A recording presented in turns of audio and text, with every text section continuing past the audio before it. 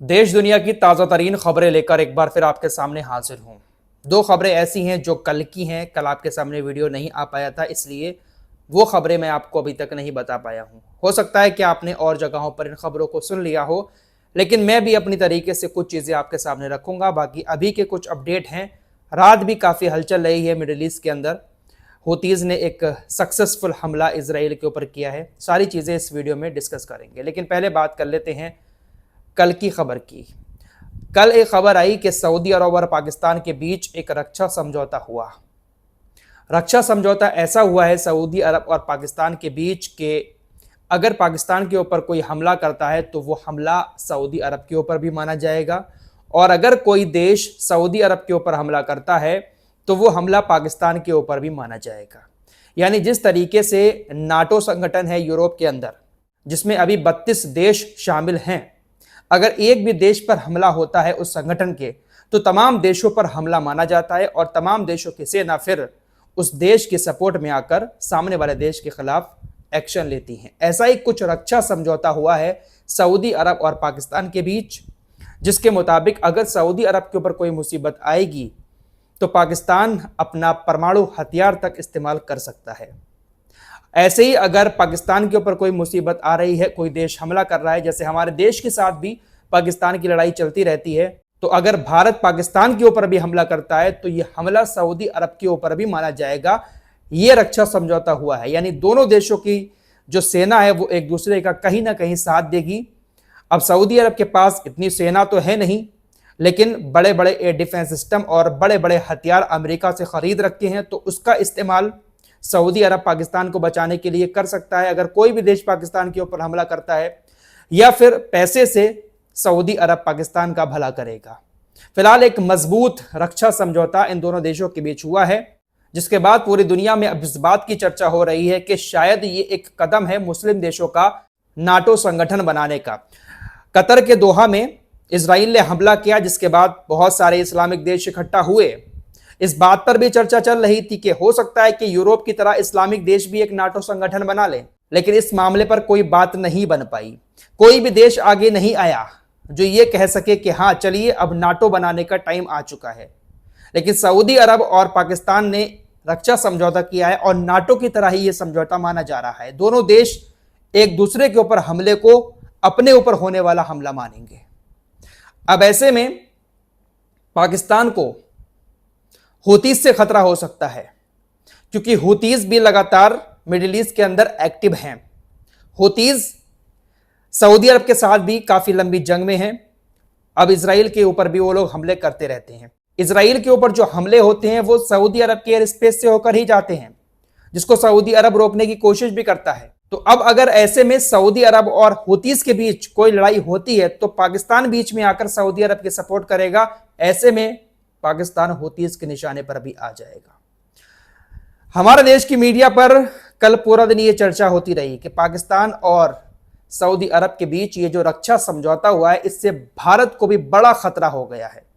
मेरे दोस्तों, हमारा देश का मीडिया ऐसी ऊल जलूल बातें करता है जिसका कोई तर्क ही नहीं होता।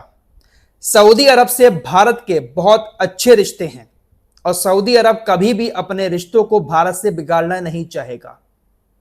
भारत और पाकिस्तान का जो मसला है वो एक अलग मसला है।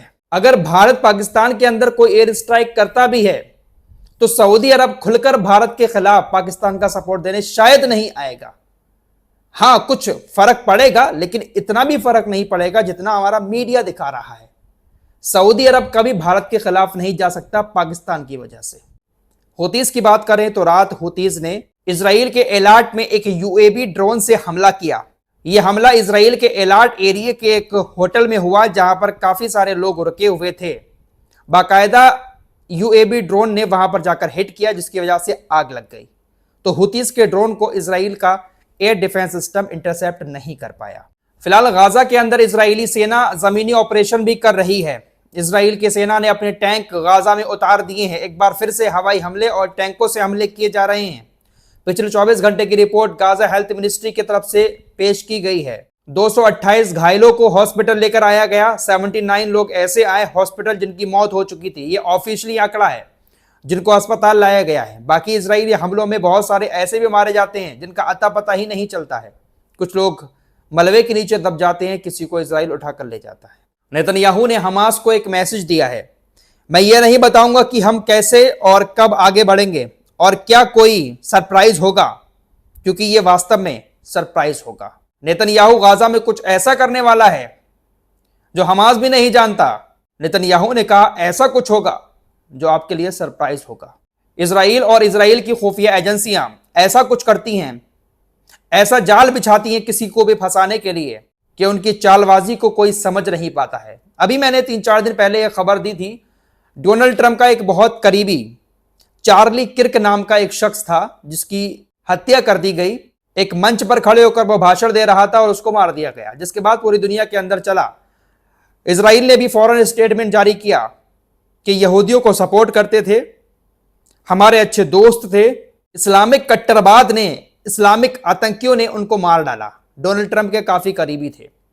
लेकिन दोस्तों 1-2 दिन से ऐसी भी खबरें बहुत ज्यादा चली कि चार्ली किर्क को मारने में इजराइल का हाथ है, क्योंकि ये सगा किसी का नहीं है। इजराइल बहुत सारे काम ऐसे कर जाता है कि उसके ऊपर शक भी नहीं होता है और उसका काम भी हो जाता है। अपने फायदे के लिए कुछ भी कर सकता है इजराइल।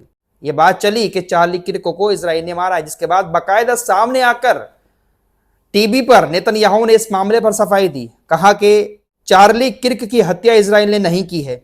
चार्ली किर्क की हत्या से इजराइल का संबंध होने का दावा एक भयावह झूठ है। नाजी प्रचार मंत्री जोसेफ गोएबल्स ने कहा था कि झूठ जितना बड़ा होगा उतनी ही तेजी से फैलेगा। नेतन्याहू ने इसको झूठ बता दिया। फिलहाल कुल मिलाकर बात यह है कि इसके पीछे इजराइल का हाथ होगा भी, लेकिन फिर भी डोनाल्ड ट्रंप इजराइल के खिलाफ नहीं जाएंगे। डोनाल्ड ट्रंप तो सिर्फ भारत के खिलाफ इस वक्त जा रहे हैं। टैरिफ लगा दिया और लगातार पाकिस्तान और भारत वाले मामले में सीज फायर का क्रेडिट ले रहे हैं। अभी एक दिन पहले प्रधानमंत्री नरेंद्र मोदी जी का जन्मदिन था, तो उनके जन्मदिन पर मुबारकबाद भी दी डोनाल्ड ट्रंप ने, जिसके बाद हमारे मीडिया पर चलने लगा कि डोनाल्ड ट्रंप ने देखिए मुबारकबाद दी है। डोनाल्ड ट्रंप झुक गए। डोनाल्ड ट्रंप ने टैरिफ लगाया था लेकिन झुककर मुबारकबाद भी दे दी। दोस्त हैं भाई प्रधानमंत्री मोदी जी के, अच्छी बात है। अमेरिका का राष्ट्रपति हमारे देश के प्रधानमंत्री का दोस्त हो, लेकिन दोस्ती निभाए तो। डोनाल्ड ट्रंप ने भारत को एक ऐसी लिस्ट में डाला है जिस लिस्ट में पाकिस्तान और चाइना जैसे देश भी पड़े हुए हैं। 23 देशों की ऐसी लिस्ट जारी की है जिसमें भारत का नाम भी है। अमेरिका ने कहा है कि भारत ड्रग्स की तस्करी करता है। अमेरिका ने 23 देशों की लिस्ट जारी की है और इन 23 देशों के ऊपर आरोप लगाए गए हैं कि ये देश ड्रग्स की तस्करी करते हैं। इन 23 देशों में भारत भी है, पाकिस्तान भी है, चाइना भी है। अमेरिकी प्रशासन ने इन सभी देशों के ऊपर आरोप लगाया कि नशीली दवाओं और इसको बनाने में इस्तेमाल होने वाले खतरनाक केमिकल्स का निर्माण ये देश कर रहे हैं, जिससे अमेरिकी नागरिकों को खतरा हो गया है। दोस्तों अमेरिका जितना अच्छा दूर से बैठकर दिखता है ना, उतना अच्छा है नहीं। अमेरिका के अंदर नशा ऐसा फैल गया है, बहुत सारी वीडियो सोशल मीडिया पर आती हैं जहां पर लड़के लड़कियां रोड पर बेसुध खड़े हैं, पड़े हैं नशे में। बहुत बुरी तरीके से वहां पर नशे की लत लगी हुई है लोगों को, लेकिन उसका ठीकरा अमेरिका हमारे देश पर फोड़ रहा है और देशों पर लगा रहा है आरोप कि ये देश नशीली दवाइयां बना रहे हैं। नशीली दवाइयों को बनाने में जिन चीजों का इस्तेमाल होता है वो बना रहे हैं, ड्रग्स की तस्करी कर रहे हैं। ट्रंप ने अमेरिकी संसद को सौंपी गई इस रिपोर्ट में 23 देशों के नाम शामिल किए हैं जिस पर मादक पदार्थों के अवैध उत्पादन और तस्करी का आरोप लगाया गया है। व्हाइट हाउस से जारी मीडिया नोट के मुताबिक इन देशों में भारत के अलावा चीन, पाकिस्तान और अफगानिस्तान जैसे देश भी शामिल हैं। रिपोर्ट में भारत का नाम ड्रग ट्रांजिट देश के तौर पर लिया गया है। हालांकि इसमें भारत द्वारा ड्रग तस्करी के खिलाफ उठाए जा रहे सख्त कदमों की सराहना भी की गई है, लेकिन भारत को इस लिस्ट में डालकर कहीं ना कहीं भारत को ड्रग तस्कर बताया है अमेरिका ने। तो ये दोस्ती निभा रहे हैं डोनाल्ड ट्रंप। पूरी दुनिया का मीडिया, पूरी दुनिया की संस्थाएं जो भी हैं, सब इन्हीं के पीछे हैं। ये जिस देश को जिस लिस्ट में चाहे डाल सकते हैं, जिस देश को किसी भी लिस्ट से बाहर कर सकते हैं। सीरिया के जो अब अल जुलानी हैं, जिसके सर पर हजारों डॉलर का इनाम रखा, जिसको आतंकवादी घोषित कर दिया, लेकिन जब वो सत्ता में आए तो डोनाल्ड ट्रंप ने हाथ मिलाकर उनको आतंकियों की लिस्ट से बाहर कर दिया। तो ये सब चल रहा है दुनिया के अंदर। इस रिपोर्ट में इतना ही, कुछ और खबरों के साथ फिर हाजिर होऊंगा। अपना ख्याल रखिएगा। अल्लाह हाफिज़।